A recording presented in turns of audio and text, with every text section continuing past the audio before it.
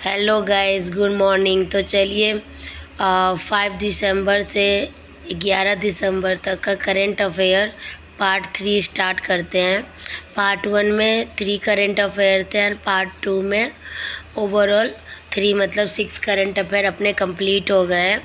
अब 7 से स्टार्ट करते हैं। उस INS कदमत, अब इसके बारे में जानते हैं। जापान में भारतीय प्रवासियों की उपस्थिति में भारतीय नौसेना दिवस का आयोजन।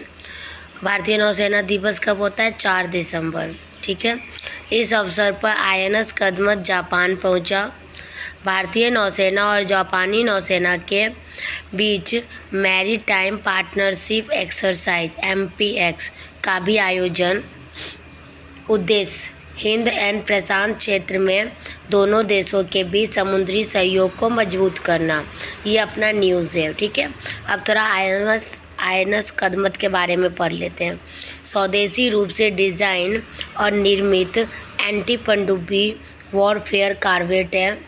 प्रोजेक्ट 28 के तहत कोलकाता के गार्डन रीव सीबिल्डर्स एवं इंजीनियर्स द्वारा बनाया गया है। वर्ष 2016 में भारतीय नौसेना की पूर्वी नौसेना कमान में सम्मिलित हुआ। भारत के लक्षद्वीप के कदमत द्वीप के नाम पर INS कदमत का नाम रखा गया है। भारतीय नौसेना दिवस 4 दिसंबर है। तो इतना है INS कदमत के बारे में। तो चलिए देखते हैं नेक्स्ट करंट अफेयर। तो 8वां करंट अफेयर है जोशीमठ का पुनर्निर्माण। तो उसके बारे में न्यूज़ क्या है पहले वो देखते हैं। केंद्रीय गृह मंत्री की अध्यक्षता में एक उच्च स्तरीय समिति द्वारा जोशीमठ के पुनर्निर्माण के लिए 16,000 58.17 करोड़ रुपए की पुनर्निर्माण योजना को स्वीकृति मिला है।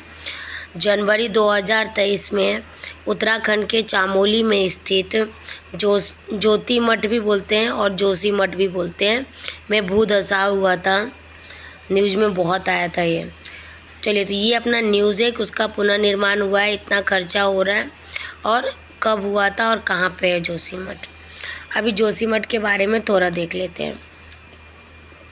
जोशीमठ को बद्रीनाथ भगवान की शीतकालीन गद्दी कहा जाता है। सर्दियों में बद्रीनाथ के कपाट बंद होने के बाद बद्रीनाथ की विशाल मूर्ति को जोशीमठ के वासुदेव मंदिर में रखा जाता है। जोशी के उत्तर में अलकनंदा और दक्षिण में धौलीगंगा बहती है। धार्मिक मान्यता के अनुसार हिंदू धर्म के महानतम गुरु माने जाने वाले शंकराचार्य द्वारा ही जोशीमठ में पहला ज्योतिमठ स्थापित किया गया है। माना जाता है कि 8वीं सदी में शंकराचार्य ने जोशीमठ में तपस्या की थी। जोशीमठ में भूधसाव का पहला मामला वर्ष 1976 में मिश्रा आयोग की रिपोर्ट में दर्ज किया गया था। तो वो आपका था जोशीमठ करंट अफेयर 9। अभी करंट अफेयर 8 था, अभी 9 देख लेते हैं। भारत कोडेक्स एलिमेंट्रियम कमीशन की कार्यकारी समिति का सदस्य बना। अभी कोडेक्स एलिमेंट्रियम क्या होता है? जो अपने भारत में फसाई होता है, ये इंटरनेशनल लेवल पे फूड स्टैंडर्ड बॉडी है। ठीक है, पहले इतना समझ लीजिए।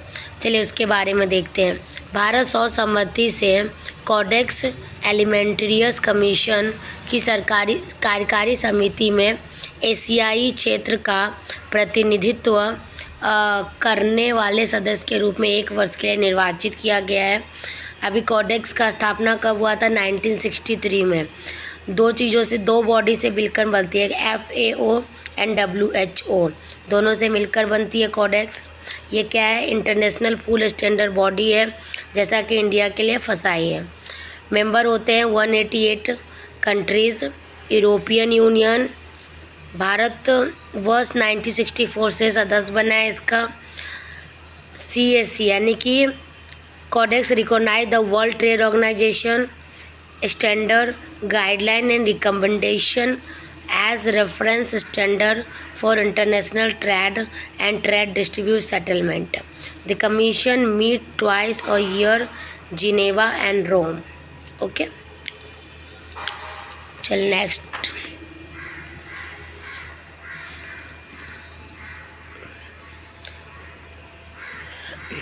10वां है ग्लोबल क्लाइमेट 2011 से 20 तक का issue by WMO World Meteorological Organization. 2011 से 2020 का दशक भूमि तथा महासागर दोनों के लिए रिकॉर्ड स्तर पर सबसे गर्म दशक रहा है। सही है। विशेष रूप से कार्बन डाइऑक्साइड जीवाश्म ईंधन के दहन और भूमि उपयोग परिवर्तनों के कारण 413.2 ppm तक पहुंच गया है।